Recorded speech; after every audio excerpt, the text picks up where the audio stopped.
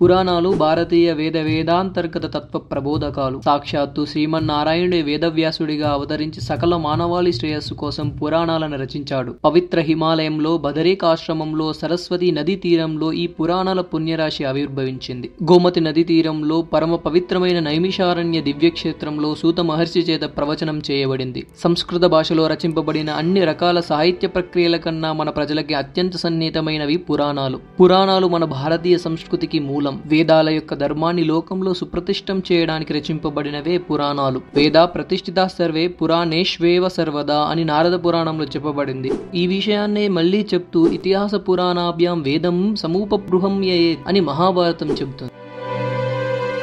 ఈ పురాణం అనే టాపిక్ ని నేను 7 పార్ట్స్ గా డివైడ్ చేశాను ఫ్రెండ్స్. అవి పురాణం అంటే ఏమిటి, పురాణ చరిత్ర, పురాణాల సంఖ్య ఎంత, పురాణాలు, మన్వంతరాలు మరియు కల్పాలు, పురాణ కథలలో భేదాలు, పురాణాలు శ్రీ మహావిష్ణువు శరీర భాగాల నుంచి ఏ భాగం నుండి ఏ పురాణం పుట్టింది, పురాణకర్త మరియు పురాణ ప్రాశస్త్యం. పురాణకర్త అంటే పురాణాన్ని ఎవరు రచించారు, ఈ పురాణం యొక్క గొప్పతనం ఏంటి, మనం ఈ విషయాల గురించి ఈ వీడియోలో డిస్కస్ చేసుకుందాం ఫ్రెండ్స్. పురాణం అంటే ఏమిటి? వేదాలు, బ్రాహ్మణాలతో పాటు పురాణ శబ్దం గురించిన విశేషాలని నిఘంటువులు మరికొన్ని పురాణాలు ఇలా వివరించాయి. పురాణ భవమితి పురాణం, పూర్వకాలంలో జరిగినవి అని అమరఘోషంలో చెప్పబడింది. పురాణీయతే ఇది పురాణం, ప్రాచీన విషయాలని తనలో పొందుపరుచుకునేది అని వాచస్పత్యంలో చెప్పబడింది. పురాణవం భవతి పురాణం, ప్రాచీన కాలంలో కూడా ఆధునికంగా నవీనంగా ఉండేదే పురాణం అని యాస్కుడి యొక్క నిరుక్తంలో చెప్పబడింది. పురాణ లక్షణమే ఇతిహాసానికి కూడా చెప్పబడింది. ఇతిహా పారంపర్యోపదేశ అస్తే అస్మిన్ ఆధారే గైం ధర్మార్థ కామ మోక్షానాం ఉపదేశ సమన్వితం పూర్వయుక్త కథాయుక్తం ఇతిహాసం ప్రచక్షతే ఇత్యుక్త లక్షణే పురావృత్త ప్రకాశకే భారతాది గ్రంథ అని శబ్దకల్పద్రుమంలో చెప్పబడింది. ఇతిహాసం అంటే పూర్వం చెప్పబడిందని, ఇది ఇలా జరిగింది అని, పరంపరంగా చెప్పుకునే కథగా ఉండాలని, ఆ కథలు కూడా ధర్మార్థ కామ మోక్షాల సమన్వితాలుగా ఉండాలని, ఇలాంటి లక్షణాలతో ఉన్నదే ఇతిహాసం అని చెప్పారు. శతపథ బ్రాహ్మణంలోని 8వ అధ్యాయంలో మద్వా హుతయో హవాహేత దేవానాం యదనుశాసనాని విద్యావా కో వాక్యం ఇతిహాస పురాణం ఘాత నారా శంసిరీత్యః రహ స్వాధ్యాయామదీతే అంటే ప్రాచీన కథల్ని ఘాతల్ని వర్ణించి చెప్పేవే పురాణాలు అని చెప్పడం జరిగింది ఇక్కడ. పురాణ చరిత్ర, పురాణం అంటే ప్రాచీనమైనదని అర్థం. ఋగ్వేదంలో పురాణం అనే పదం పురాతనమైనది అనే అర్థంలో చాలా చోట్ల వాడబడింది. వేదకాలం నాటికే ఇతిహాసంతో పాటు పురాణం కూడా ఒక సాహిత్య ప్రక్రియగా గుర్తించబడింది. అథర్వ వేదంలో కూడా పురాణ పదం పూర్వకథ, ప్రాచీన కథ అనే అర్థంతో ప్రయోగించబడింది. దీన్ని బట్టి పురాణాలు వేదాలలాగా చాలా ప్రాచీనమైనవని గ్రహించవచ్చు. పురాణం సర్వశాస్త్రానాం ప్రథమం బ్రహ్మణాత్ స్మృతం నిత్యం శబ్దమయం పుణ్యం శతకోటి ప్రవిస్తరం అనంతరంచ వక్తేభ్యః వేదాంతస్య వీర్గతాః. వేదవాగ్మయం ఎంత విస్తృతంగా ఉందో పురాణ వాగ్మయం కూడా అంత విస్తృతంగా ఉంది. సాధారణంగా లోకంలో వేదాలు అత్యంత ప్రాచీనమైనవని చెప్తారు. అయితే ఈ శ్లోకం మాత్రం వేదాల కన్నా పురాణాలే ప్రాచీనమైనవని చెప్తుంది. పురాణమేకమేవాసి తస్మిన్ కల్పాంతరే నృపత్రివర్గ సాధనం పుణ్యం శతకోటి ప్రవిస్తరం స్మృత్వా జగదాత మునిం ప్రతి దేవాత్ చతుర్ముఖః చతుర్లక్షణ ప్రమాణేన ద్వాపరే సదా తదష్టాదశ కృత్వా భూర్లోకేస్మిన్ ప్రభాష్యతే. దీని అర్థం ఏమిటంటే, పూర్వం బ్రహ్మ నోటి నుంచి 100 కోట్ల శ్లోకాలతో ముందు పురాణాలు బయలుదేరి ఆ తర్వాత వేదాలు బయలుదేరాయంట. ఇలా 100 కోట్ల శ్లోకాలతో చతుర్ముఖ బ్రహ్మతో చెప్పబడ్డ పురాణం మొత్తం ఒకటిగానే ఉండేది. అది అర్థం చేసుకోలేని మానవుల కోసం ఆ బ్రహ్మదేవుడే వ్యాసుడి రూపంలో వచ్చి ఆ 1,000,000 శ్లోకాల పురాణాన్ని 4,00,000 శ్లోకాలకి కుదించి దాన్ని 18 పురాణాలుగా రచించాడని స్కంద పురాణం చెబుతుంది. పురాణాల సంఖ్య. పురాణాలు మహాపురాణాలు, ఉపపురాణాలు అని 2 విధాలుగా ఉన్నాయి. మహాపురాణాలు 18, అలాగే ఉపపురాణాలు 18. మళ్ళీ ఈ 18 ఉపపురాణాలకి ఉపోపపురాణాలు కూడా ఉన్నాయి. ఇవే ఆ 18 మహాపురాణాలు. ఈ 18 మహాపురాణాల పేర్లని గుర్తుంచుకోవడానికి ఒక శ్లోకం కూడా ఉంది. మద్వయం భద్వయం చైవ భ్రత్రయం వా చతుష్టయం అనాపలింగ కుస్కాని పురాణాని పృథక్ పృథక్. ఇక్కడ మద్వయం అంటే మా అక్షరంతో 2 పురాణాలు ఉన్నాయి. మత్స్య పురాణం, మార్కండేయ పురాణం. భద్వయం భా అనే అక్షరంతో 2 పురాణాలున్నాయి. భాగవత పురాణం, భవిష్య పురాణం. భ్రత్రయం భ్రా అనే అక్షరంతో 3 పురాణాలున్నాయి. బ్రహ్మ పురాణం, బ్రహ్మవైవర్త పురాణం, బ్రహ్మాండ పురాణం.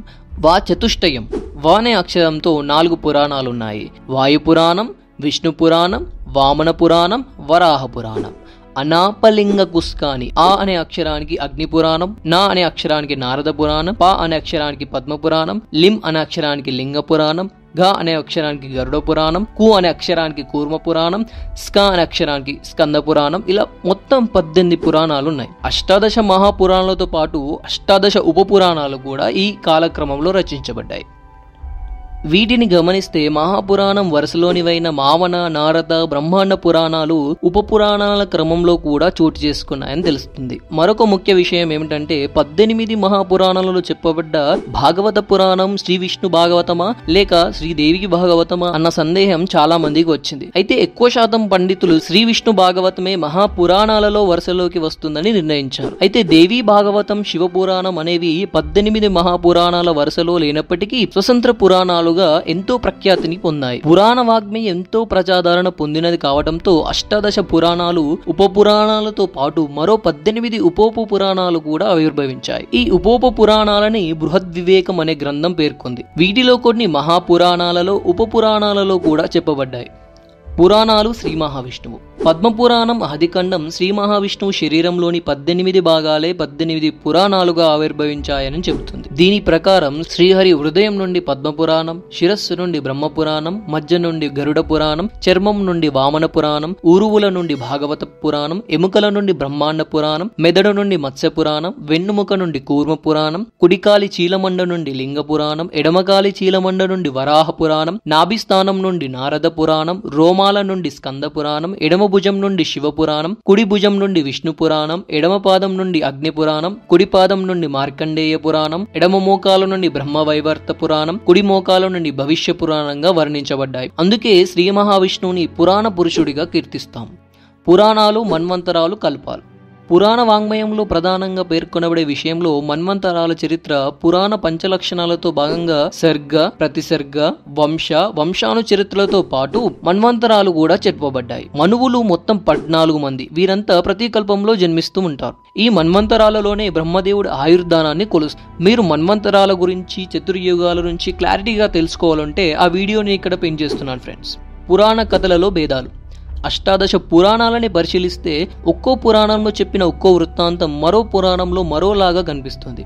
ఇక్కడి కథకి అక్కడి కథకి చాలా తేడాలు ఉంటాయి. దీన్ని చూపిస్తూ కొంతమంది విమర్శకులు పురాణ వాంగ్మయంతా అభూత కల్పనలతో, కట్టుకథలు, అవాస్తవాలు చెబుతుంటాయి అని విమర్శిస్తుంటారు. అది నిజం కాదు. ఎందుకంటే రామాయణ, భారత, భాగవతాది ఇతివృత్తాలన్నీ ప్రతి కల్పంలో తిరిగి జరుగుతూ ఉంటాయి. అందుకే కల్పభేదాన్ని బట్టి ఒక్కొక్క కల్పంలో కొంత మార్పులతో, చేర్పులతో ఈ ఇతివృత్తాలు కనిపిస్తాయి. ఈ విషయాన్ని పురాణాలు చదవడానికి ముందే తెలుసుకోవాల్సి ఉంటుంది. పురాణకర్త మరియు పురాణ ప్రాశస్యం. విష్ణోరంలో మునిర్జాత సత్యవత్యాం పరాశరాత్ పురాణ సంహితం దద్యే తేషాం ధర్మ విదిత్సయ అనే ఈ ప్రమాణ శ్లోకం ప్రకారం సత్యవతి పరాశర మహర్షి కుమారుడుగా శ్రీ మహావిష్ణు అంశతో జన్మించిన వ్యాసుడే అష్టాదశ పురాణాల కర్త అని తెలుస్తుంది. ఈయననే కృష్ణద్వైపాయనుడు అని కూడా అంటారు. ఈ పురాణ వాంగ్మయాన్ని వ్యాస మహర్షి ద్వారా మొదటిసారి గ్రహించిన వాడు రోమహర్షణుడు. రోమహర్షణుడికి ఇంకొక పేరు సూత మహర్షి. సూత మహర్షి తరువాత ఆయన పురాణాలన్నీ సంపూర్ణంగా అవగతం చేసుకుని నైమిషారణ్యంలో సత్రయాగం చేస్తున్న శౌనగాది మహర్షులకు ప్రబోధించాడు. యో విద్యత్ చతురో వేదాన్ సాంగోపనిషదో ద్విజః న చేత్పురాణాం సంవిద్యాన్నైవ సస్యత్ విచక్షణః. మానవుడు ఎన్ని శాస్త్రాలు చదివినా, వేద సూక్తాలు పఠించినా, ఉపనిషత్తులు వల్లివేసినా పురాణ పరిజ్ఞానం లేకపోతే అతడు సర్వజ్ఞుడు కాలేడు అని వాయు పురాణంలో ఈ విధంగా చెప్పబడింది. ఇదే విధంగా పురాణ విజ్ఞానం గొప్పదనాన్ని గురించి యస్మి జ్ఞాతే భవేత్ జ్ఞానం వాగ్మయం సచరాచరం అంటే పురాణ విజ్ఞానం కలిగిన వాడు సమస్త వాంగ్మయాన్ని తెలుసుకున్న వాడితో సమానుడు అని నారద పురాణం కూడా చెబుతుంది. సాక్షాత్తు శ్రీమన్నారాయణుడి స్వరూపమైన పురాణాలని చదివినా, విన్నా అనంతమైన పుణ్యం లభిస్తుంది. కనుక ప్రతి ఒక్కరూ అష్టాదశ పురాణాలని తమ జీవితంలో కనీసం ఒక్కసారైనా చదవాలి లేదా వినాలి. అప్పుడే మానవ జన్మకు సార్థకత. Please subscribe my channel friends. మా ఛానల్లో వచ్చే వీడియోస్ అప్డేట్స్ కొరకు మీ నోటిఫికేషన్ బెల్ ఆన్లో ఉంచుకోండి. Thank you friends.